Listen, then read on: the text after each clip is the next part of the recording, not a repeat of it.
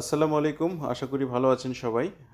আজকে যে বিষয়টি নিয়ে কথা বলবো সেটা হচ্ছে কানাডাতে অ্যাপ্লিকেশন নিয়ে। কানাডাতে এক একটা স্টুডেন্টের আসলে কখন অ্যাপ্লিকেশন করা উচিত বা কখন একটা স্টুডেন্টের অ্যাপ্লিকেশন করা উচিত না, এই বিষয়টা আমি আসলে ২ টা পয়েন্টের উপর বেসিস করে বলবো। এই বিষয়টা কমপ্লিটলি আমার পার্সোনাল অপিনিয়ন। এখানে আপনার সাথে হয়তো নাও মিলতে পারে। আপনি আপনার মতো করে চিন্তা করবেন। তো আমি যে পয়েন্ট দুটোকে আসলে আইডেন্টিফাই করতে চাই তার মধ্যে ফার্স্ট পয়েন্টটা হচ্ছে আপনার লেভেল অফ স্টাডি। তার মানে হচ্ছে যে আপনি আসলে কোন লেভেলের স্টুডেন্ট। আপনি কি ব্যাচেলর লেভেলের স্টুডেন্ট নাকি মাস্টার্স লেভেলের স্টুডেন্ট, এটা কিন্তু মোস্ট ইম্পর্ট্যান্ট কানাডার জন্য।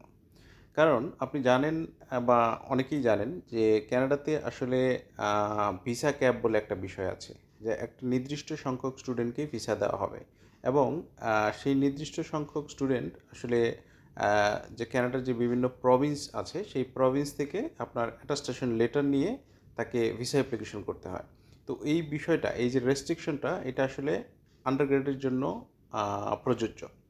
তো এখন আপনি যদি আন্ডারগ্রেডের স্টুডেন্ট হন তাহলে আপনি অ্যাপ্লিকেশন করার আগে অন্তত ২-৩ বার চিন্তা করেন যে আপনার আসলে অ্যাপ্লাই করা উচিত কিনা।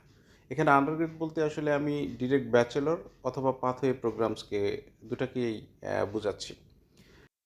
আর আপনি যদি মাস্টার্সের স্টুডেন্ট হন সেক্ষেত্রে আমি বলবো যে আপনি অ্যাপ্লিকেশন করতে পারেন ডেফিনেটলি, কারণ মাস্টার্সের জন্য আসলে আন্ডার গ্র্যাজুয়েশনে যেরকম আপনার রেস্ট্রিকশন আছে, এই ধরনের রেস্ট্রিকশন বা প্রভিন্সিয়াল অ্যাটাস্টেশনের কোনো বাধ্যবাধকতা নাই।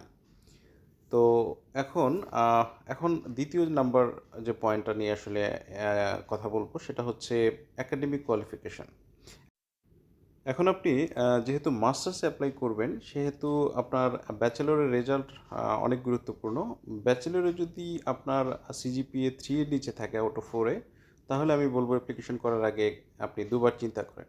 কারণ সিজিপিএ 3 এর নিচে থাকলে আপনি ভালো ইউনিভার্সিটি থেকে অফার পাবেন না। তো ভালো ইউনিভার্সিটি থেকে অফার না পেলে আপনার ভিসা পাওয়ার সম্ভাবনাটাও আসলে অনেকটা কমে যায়। আরেকটা ইম্পর্টেন্ট জিনিস হচ্ছে আইএলটিএস এর রেজাল্ট। তো কানাডাতে আসলে মাস্টার্সের জন্য বেসিক আইএলটিএস এর রিকোয়ারমেন্টস হচ্ছে 6.5 overall, no when less than 6। যদি কারো এর নিচে থাকে কোনোভাবে, যেমন একটা ব্যান্ডে আপনার হয়তো কম আছে অথবা ওভারঅল 6.5 নাই, সেক্ষেত্রে আমি বলবো আপনি আইএলটিএস আরেকবার দিয়ে তারপরে অ্যাপ্লাই করেন অথবা অ্যাপ্লিকেশন না করা ভালো। আরেকটা গুরুত্বপূর্ণ বিষয় হচ্ছে ফাইন্যান্স। ফাইন্যান্স নিয়ে আমরা আরেকদিন কথা বলবো ইনশাআল্লাহ। আজকের মতো এ পর্যন্তই। সবাই ভালো থাকেন। আসসালামু আলাইকুম।